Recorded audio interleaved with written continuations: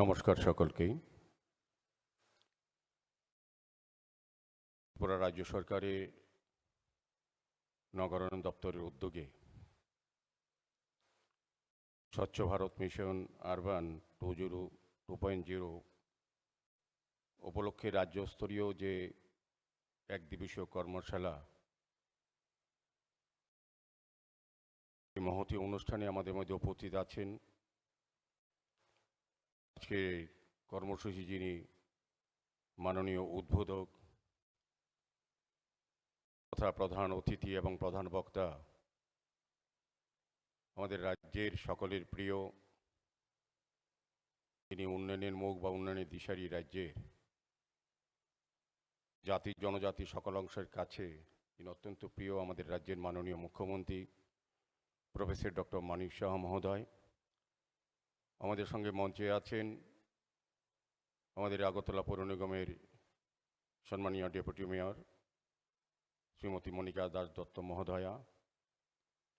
আমাদের সঙ্গে আজকের এই কর্মসূচিতে উপস্থিত আছেন মঞ্চে আমাদের ত্রিপুরা রাজ্য সরকারের নগরায়ণ দপ্তরের মাননীয় সচিব, যিনি প্রারম্ভিক বক্তব্যে আজকের এই কর্মসূচির বিষয়ে তার গুরুত্ব, উপলব্ধি, অনুধাবন এবং করণীয় বিষয়ে আমাদের আলোকপাত করেছেন শ্রী মিলিন্দ রামটেক মহোদয়। মঞ্চে আছেন আগরতলা পৌর নিগমের সম্মানীয় কমিশনার সাজ্জ আবেদ মহোদয় এবং মঞ্চে আছেন এই কর্মসূচিতে আমাদের সঙ্গে নগরায়ণ দপ্তরের সম্মানীয় অধিকর্তা ডক্টর তমাল মজুমদার মহোদয় সহ রাজ্যের বিভিন্ন প্রান্ত থেকে, বিভিন্ন ইউএলবি থেকে যারা চেয়ারম্যান, ভাইস চেয়ারম্যান বা অন্যান্য যারা জনপ্রতিনিধিরা এসছেন, কাউন্সিলররা, কর্পোরেটরগণ এবং জেলা শাসকগণ, সম্মানীয় মহকুমার শাসকগণ, বিভিন্ন আধিকারিকগণ এবং যারা আজকের এই কর্মসূচিতে অন্তর্ভুক্ত হয়েছেন, যাদেরকে আমন্ত্রণ জানানো হয়েছে অংশগ্রহণ করার জন্য উপস্থিত আছেন, এবং সাংবাদিক বন্ধুদের আমি আগরতলা শহরবাসীর পক্ষ থেকে আপনাদের সকলকে স্বাগত, শুভেচ্ছা এবং ধন্যবাদ জানাই। আজকের এই একদিবসীয় বা ওয়ান ডে সেমিনারের যে বিষয়বস্তু, মহামান্য সুপ্রিম কোর্টের নির্দেশ অনুযায়ী বর্জ্য আবর্জনাকে সঠিক জায়গায় সঠিকভাবে সেগ্রিগেশনের মাধ্যমে রাখা বা ব্যবস্থা গ্রহণ করার উদ্যোগ গ্রহণ করার জন্য যে নির্দেশ দেওয়া আছে তাকে সামনে রেখেই জনপ্রতিনিধিদের, আধিকারিকদের, জেলা শাসকদের, মহকুমা শাসকদের, যাদেরকে বলা হয়েছে এই ব্যবস্থা গ্রহণ করার জন্য, অংশগ্রহণ করার জন্য বা অন্তর্ভুক্ত হওয়ার জন্য, তাদেরকে নিয়ে আলোচনা সভা এবং আমাদের সেক্রেটারি সাহেব বিস্তারিতভাবে আজকে যে নির্দেশ অনুযায়ী যে আমাদের মাননীয় মুখ্যমন্ত্রী হাত ধরে স্বচ্ছতা এপসের আনুষ্ঠানিক উদ্বোধন হয়েছে এবং যে লিফলেট দেওয়া হয়েছে সেটার উদ্বোধন করেছেন মাননীয় মুখ্যমন্ত্রী প্রধান অতিথি আজকের অনুষ্ঠানে। আমি বলবো যে একটি বিষয় এখানে বিশেষ গুরুত্বপূর্ণ হয়ে প্রথম দিকে আলোচনার দিকে শুরু হয়েছে, যেটা হচ্ছে আমাদের সেগ্রিগেশনের মাধ্যমে আমাদের বর্জ্য যে পদার্থগুলিকে বা জিনিসগুলিকে সেগ্রিগেশনের মাধ্যমে সঠিক জায়গায় সঠিক ব্যবস্থাপনা অন্তর্ভুক্ত করার ক্ষেত্রে আমাদের কি কি ভূমিকা, স্বচ্ছ ভারত বা স্বচ্ছতা রাখার ক্ষেত্রে আজকের সেমিনারে আলোচনা বিষয়গুলির মধ্যে যদি আমরা দেখি যে কঠিন বর্জ্য ব্যবস্থাপনা, যেটা আমরা সলিড ওয়েস্ট ম্যানেজমেন্ট বিধি 2026 এবং জনপ্রতিনিধি ও নাগরিক সমাজের ভূমিকা নিয়ে কর্মশালা আয়োজন করা হয়েছে। এখানে আরেকটি গুরুত্বপূর্ণ বিষয় আমাদের নগরায়ণ দপ্তর অন্তর্ভুক্ত করেছেন, যেটা সুপ্রিম কোর্টের গাইডলাইন অনুযায়ী যে সমাজকে এই ব্যবস্থাপনা অন্তর্ভুক্ত করবে। সেই কারণে আমাদের যারা সামাজিক সংস্থা, ক্লাব বা যারা পরিবেশ নিয়ে কাজ করেন বা পরিবেশকে রক্ষার জন্য বা এই বর্জ্য পদার্থ নিয়ে যারা কাজ করে থাকেন, সে সকল ব্যক্তি প্রতিষ্ঠানকে আহ্বান করা হয়েছে। এখানে আপনারা সকলেই আমাদের আগরতলা শহরের বিভিন্ন সামাজিক সংস্থা, সংগঠন এবং ক্লাবের প্রতিনিধিরা উপস্থিত হয়েছেন। কারণ আমরা জানি যে আমাদের এই আলোচনা বিষয়বস্তু হচ্ছে সুপ্রিম কোর্টের গাইডলাইনও হচ্ছে যে জনপ্রতিনিধির সঙ্গে সামাজিক যারা সংস্থা বা সামাজিক ব্যক্তিত্ব সমাজকে অন্তর্ভুক্ত করে এই কাজটা করতে হবে। এই কাজটা শুধু সরকারি প্রকল্প নয়, সরকারি প্রকল্প যখনই বাস্তবায়িত হয় বা সম্ভব হয়, যখন জনগণের ভাগীদারি থাকে, জনগণের অংশগ্রহণ থাকে, যখনই দেখবেন কোনো শহর সুন্দর হয়, পরিচ্ছন্ন থাকে, তখন বুঝবেন যে এই শহরের মানুষ আপনাকে সহযোগিতা করছে, আপনার এই কাজকে সমর্থন করছে। কাজে এই কারণে আজকের মূল উদ্দেশ্য হচ্ছে যে সুপ্রিম কোর্টের যে বিষয়টা যেটা বলা হয়েছে সেটাকে সামনে রেখেই এই আলোচনা সভা। তো আমি বলবো যারা এখানে উপস্থিত হয়েছেন, বিশেষ করে আমাদের জনপ্রতিনিধিরা, আমি একটা সেমিনারে কিছুদিন আগে গিয়েছিলাম, এখানে অঞ্জনবাবু আছে বিশালগড়ের যিনি চেয়ারম্যান, মাননীয় স্পিকার সাহেব ওম বিড়লা সাহেব একটা হরিয়ানাতে একটা সভা করেছিলেন সমস্ত মেয়রদের নিয়ে, চেয়ারম্যানদের নিয়ে। উনি বলেছিলেন ওনার বক্তব্যে, এবং আমরা যেটা বলা ইন্দোর কথা এখানে বলা হয়েছিল, রামটেক সাহেব উল্লেখ করেছেন যে ইন্দোর এত সুন্দর কেমনে থাকে, পরিচ্ছন্ন থাকে কেমনে। ওনাদের বক্তব্য থেকে বলা হয়েছিল যে একমাত্র মানুষের অংশগ্রহণ আছে বলি, সামাজিকভাবে মানুষ এটাকে সমর্থন করেন, কাজ করেন পাশে থেকে বলি। সমাজকে অন্তর্ভুক্ত করতে হবে, সমাজকে ব্যবহার করতে হবে, তাদেরকে কাজে লাগাতে হবে, সচেতন করতে হবে, সতর্ক করতে হবে এবং বিধি নিষেধগুলি প্রয়োগ বিষয়ে অবহিত করতে হবে। তবেই আপনার 100% আমরা সাকসেস হব। তো আমি বলবো যে স্বচ্ছ ভারত মিশন দেশের পরিচ্ছন্নতা আন্দোলনের একটা বড় দিক। তবে শুধুমাত্র অবকাঠামো নয়, নাগরিকদের সক্রিয় অংশগ্রহণের মাধ্যমেই স্বচ্ছতা সম্ভব হবে। পরিচ্ছন্নতাকে জন আন্দোলনের রূপ দিতে হবে, যেটা সেক্রেটারি সাহেবও বলার চেষ্টা করেছে, দেখানোর চেষ্টা করেছেন। সুপ্রিম কোর্টের নির্দেশনায় ও SWM রুলস 2026 সুপ্রিম কোর্ট সারা দেশে বর্জ্য ব্যবস্থাপনার সমস্যাগুলি নিয়ে উদ্বেগ প্রকাশ করেছেন। 1 এপ্রিল 2026 থেকে নতুন বিধি কার্যকর করার কথা বলা হয়েছে। বর্জ্য পৃথকীকরণ, পূর্ণ ব্যবহার, সম্পদ পুনরুদ্ধার এবং পরিবেশগত স্থায়িত্বকে গুরুত্ব দেওয়া হয়েছে। নিয়ম না মানলে জরিমানা ও কঠোর ব্যবস্থা গ্রহণ করার উদ্যোগ নেওয়ার কথা বলা হয়েছে। এবং জনগণ ও সরকারের মধ্যে সেতুবন্ধনে কাজ করতে হবে। আমরা যারা জনপ্রতিনিধি আছি, বিভিন্ন পর্যায়ে যারা যে জায়গায় আছি, বর্জ্য পৃথকীকরণ ও পরিচ্ছন্নতা বিষয়ে সচেতনতা বৃদ্ধি করতে হবে। স্কুল, ক্লাব, মহিলা গোষ্ঠী এবং অন্যান্য সংগঠনকে যুক্ত করতে হবে। 4 ধরনের পৃথক বর্জ্য সংগ্রহ নিশ্চিত করতে হবে। এই কাজটাই মেইনলি জোর দেওয়া হয়েছে। এখানে জেলা শাসককে নিযুক্ত করা হবে, বলা হয়েছে কাজের সঙ্গে যুক্ত থাকতে, মহকুমা শাসক এবং অন্যান্য আধিকারিকগণ।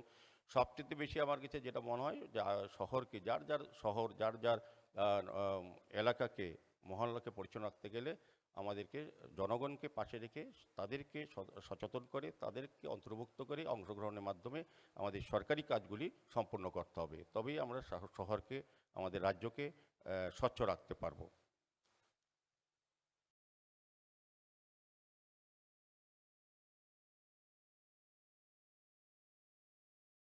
আজকের এই স্টেট লেভেল ওয়ার্কশপ অন স্বচ্ছ ভারত মিশন 2.0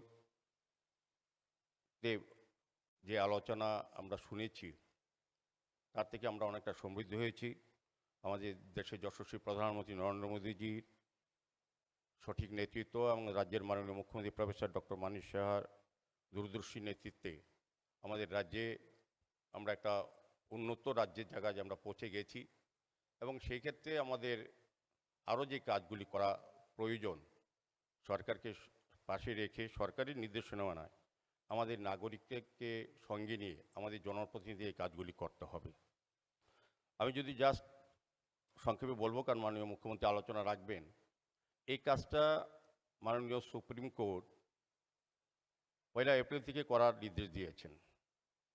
আর আমাদের মুখ্যমন্ত্রী, আমার যতটা মনে আছে, এখানে আমাদের আগরতলা শহরে অনেকে ক্লাব প্রতিনিধিরা আছেন, গত বছরেও যখন দুর্গোৎসবে আমরা যারা সবচেয়ে ভালো পুজো করেন বা মায়ের গমনে যখন পুরস্কার দেওয়া হয় রাজ্য সরকারের তথ্য দপ্তর থেকে বা আগরতলা পৌর নিগম থেকে, ওই অনুষ্ঠানে মাননীয় মুখ্যমন্ত্রী আমাদেরকে বলেছিলেন যে বড় পুজো করা হয়, বড় অনুষ্ঠান করা হয়, যার জন্য পুরস্কার দেওয়া হয়, কিন্তু যারা যে সকল ব্যক্তি, যে সকল সামাজিক প্রতিষ্ঠান, যে সকল নাগরিক শহরকে স্বচ্ছ রাখার জন্য কাজ করেন, তাদেরকেও মূল্যায়িত করা উচিত, তাদেরকে উৎসাহিত করা উচিত, তাদেরকে পুরস্কৃত করা উচিত।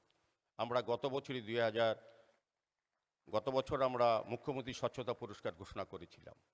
সে অনুযায়ী মোতাবেক আমাদের আগরতলা শহরে বিভিন্ন সামাজিক সংস্থা, সংগঠন, ক্লাব কাজ করছেন। আমরা প্রথম পুরস্কার হিসাবে ৩ লক্ষ টাকা, দ্বিতীয় পুরস্কার হিসেবে ২ লক্ষ টাকা এবং ১ লক্ষ টাকা তৃতীয় পুরস্কার হিসেবে ঘোষণা করেছি এবং ৫০,০০০ করে ১০টি পুরস্কার আমরা প্রদান করব। আগামী সেপ্টেম্বর মাসে আমরা সে পুরস্কার প্রদান করব। আমাদের ধারাবাহিকভাবে একটা অবজারভেশন আছে কোন কোন সামাজিক সংস্থা, ক্লাব স্বচ্ছতার দিকে এগিয়ে যাচ্ছে।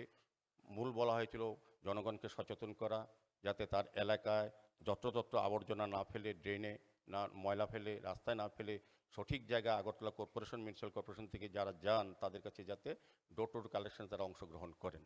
সেভাবেই আমরা কিন্তু সুপ্রিম কোর্টের নির্দেশের আগেই আগরতলা পৌর নিগম মাননীয় মুখ্যমন্ত্রীর ওনার একান্ত ইচ্ছা এবং ওনার আমি বলবো নির্দেশেই আমরা এই কাজটা কিন্তু শুরু করে ফেলেছি। কাজে আমি বলবো সমস্ত নগর পঞ্চায়েত বা পৌরসভা যারা প্রতিনিধি আমরা এখানে উপস্থিত হয়েছি, প্রত্যেকে আমার দায়িত্ব থাকবে।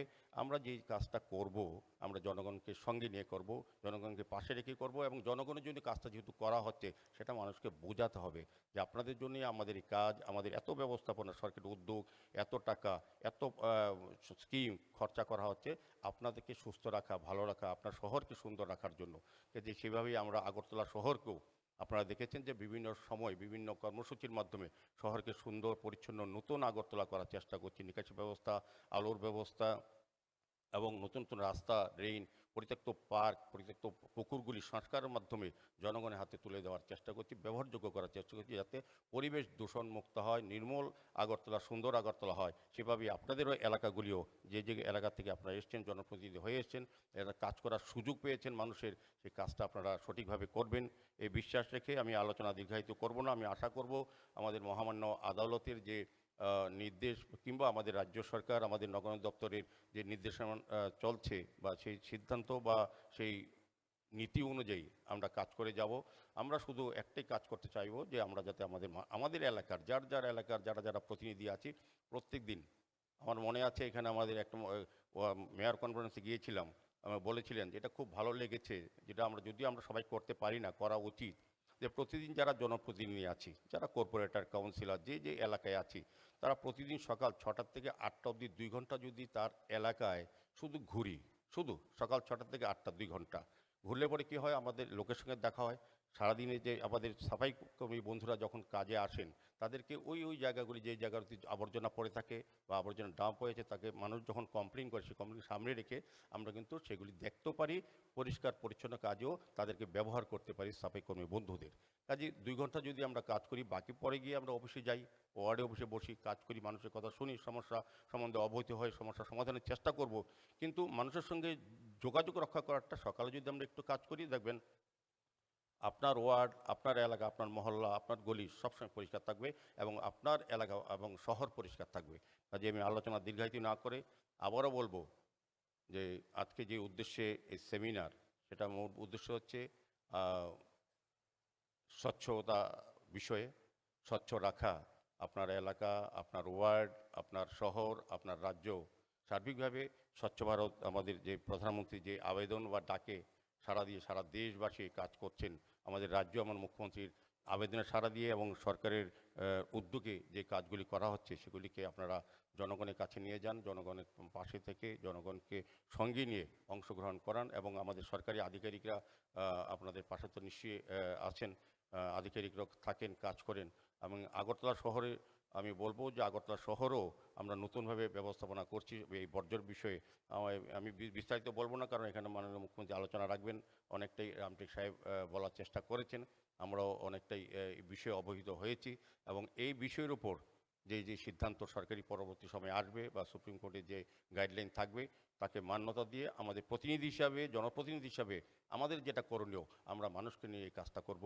আর যারা ক্লাবের প্রতিনিধিরা এসছেন, আমার অনুরোধ থাকবে, বিশেষ করে আগরতলা শহরে যারা ক্লাবের প্রতিনিধি এখানে উপস্থিত হয়েছেন, মুখ্যমন্ত্রী স্বচ্ছতা পুরস্কার যে ঘোষণা আমরা করেছি, এটা পুরস্কারও তো আর্থিক এমনি মূল্য বলা হয়েছে, কিন্তু মেইন উদ্দেশ্য হচ্ছে সমস্ত ক্লাব, সমস্ত সামাজিক প্রতিষ্ঠানকে স্বচ্ছতাতে কাজে লাগানো, তাদের মাধ্যমে আমাদের সরকারি কাজগুলিতে সুপূর্ণভাবে সুচারুভাবে করা যায়, সম্পন্ন করা যায়, সেই উদ্দেশ্যে এই কাজ করা হচ্ছে। নমস্কার, জয় হিন্দ, ভারত মাতা কি জয়।